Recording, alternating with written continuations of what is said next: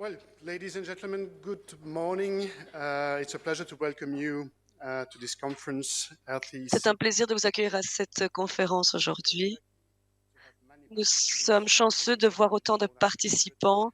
Comme nous l'avons dit, il y en a plus de 300 de 33 pays différents. J'ai le privilège de présenter la Mutualité Libre. Nous sommes le troisième plus grand groupe en Belgique, avec plus de 3 millions d'affiliés. Nous considérons l'environnement et la pollution comme un des 7 enjeux les plus importants. L'année dernière, nous avons publié une étude sur les petites particules et un article a été rédigé pourquoi les assurances belges étudient la pollution de l'air. Et vous pourrez vous poser la question aussi, pourquoi sommes-nous aussi préoccupés par cette qualité? Alors, la réponse est très directe.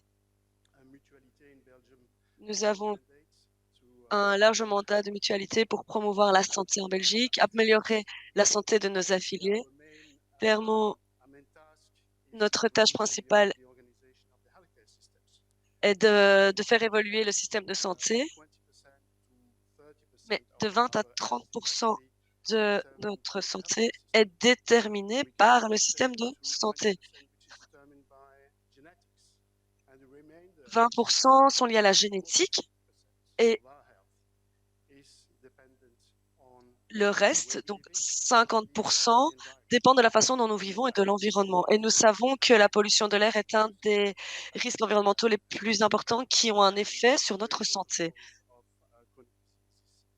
Beaucoup de maladies sont associées et la mortalité également. C'est pourquoi nous sommes aussi préoccupés en tant que mutualité. Nous voulons agir et être actifs dans ce domaine. Nous voulons faire du lobbying et faire des campagnes promotionnelles.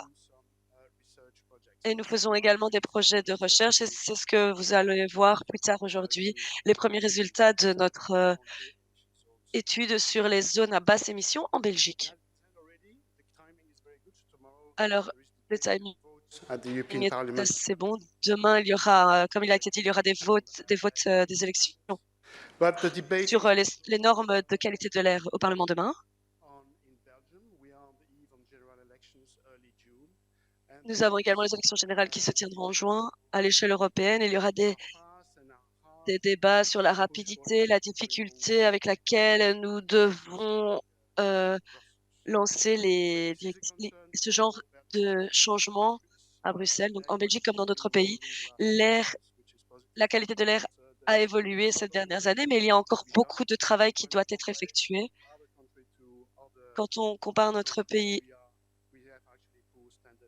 à d'autres, nous avons des normes qui sont trop basses par rapport à d'autres. Donc, il y a de plus en plus de preuves qui montrent que la qualité de l'air a une incidence sur la santé physique, sur la santé en général, et ça a un coût sur la sécurité sociale. Alors, je pense que je ne suis pas le seul qui dit ça. Nous devons agir différemment.